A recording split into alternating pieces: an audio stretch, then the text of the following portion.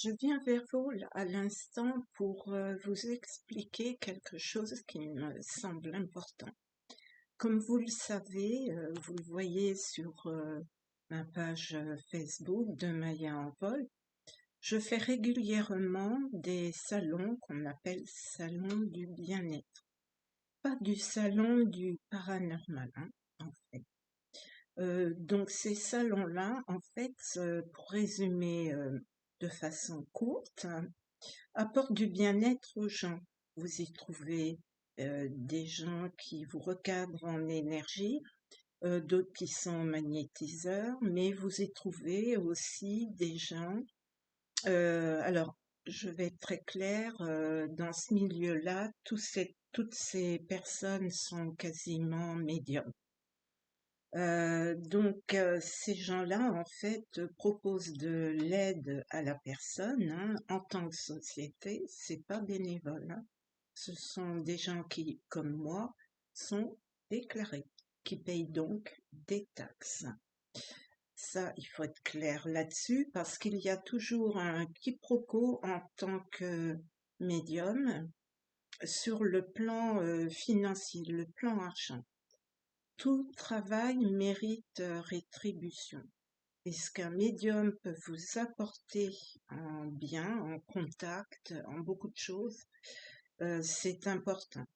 Vous le faites, par exemple, pour des tirages de cartes, hein, pour de la cartomancie.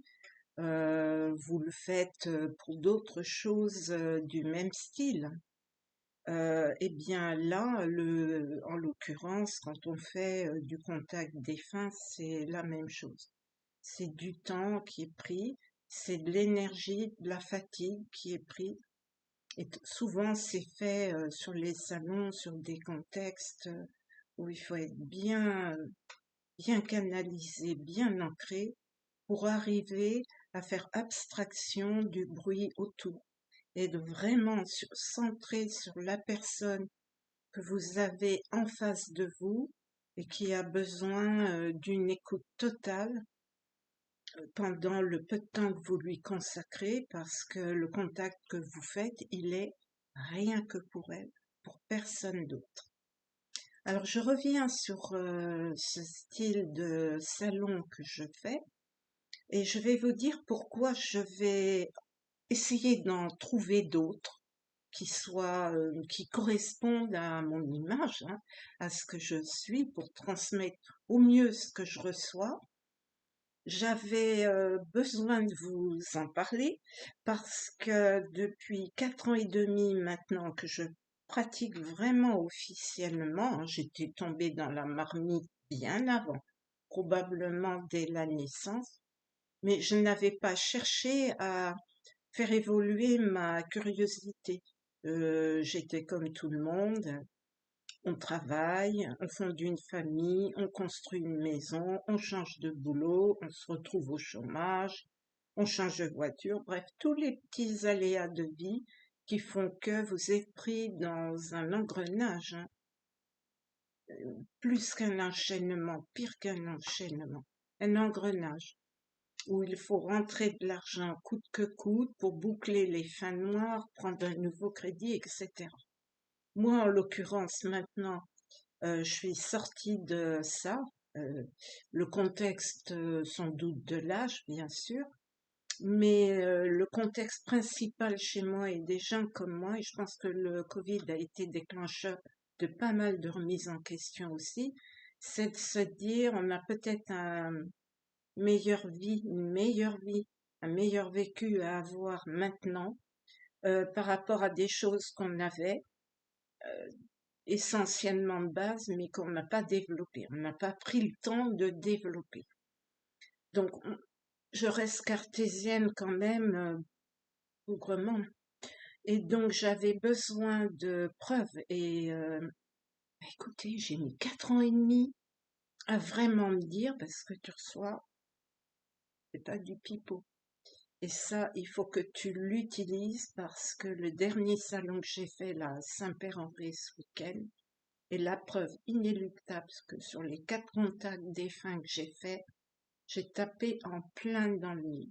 Tout simplement parce que j'ai vu des gens en face de moi passaient de l'émotion aux larmes. Et quand j'ai demandé, entre autres, à une personne sur les 4 contacts que j'ai faits, est-ce que ça vous parle? Elle m'a dit totalement, totalement. Et j'ai découvert des mises au point familiales incroyables, incroyables, où des esprits aujourd'hui ont besoin de ce mode de communication pour expliquer que ce dont on les accusait, l'image qu'on leur a donnée, c'est pas la bonne. Les actes dont on tentait je dirais, leur faire porter des choses très lourdes, et ben ces âmes-là, ces esprits-là se sont exprimés en disant, j'ai jamais fait ça, jamais de ma vie, j'ai fait une chose pareille.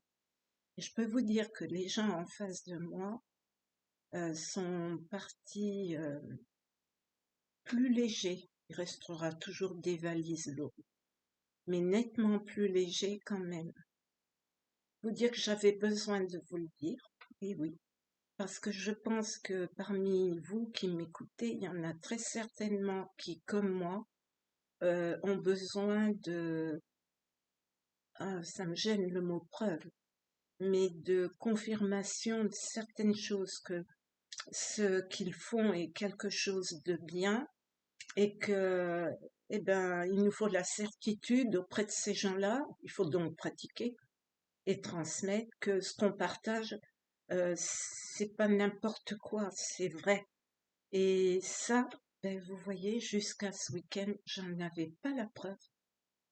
Voilà, c'est ça que je voulais vous transmettre de façon courte aujourd'hui. Si vous avez des doutes, eh bien, testez, pratiquez. Et je pense qu'au fil du temps, à un moment, il y a un déclic. Et là où les réponses, vous allez les avoir. Et le doute, moi je l'avais. Eh bien, je vais vous dire, je pars forte après ce week-end. Et en plus, le fougerai avant. J'ai la valise pleine en pas moi, moi, pas du tout. J'y vais en disant, eh bien, ce monde-là, il existe bien. Je peux être utile vu que je suis un canal, un pont, en quelque sorte, entre les vivants et ce qu'on appelle les morts, les décédés. Eh bien, je vais l'assumer pleinement et en pleine conscience. Voilà.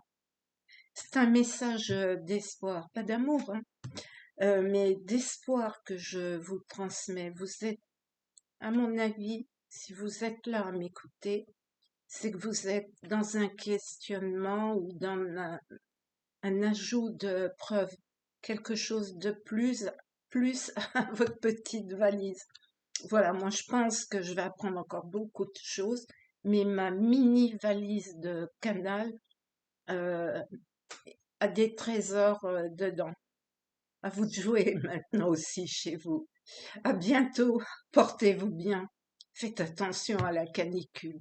À bientôt.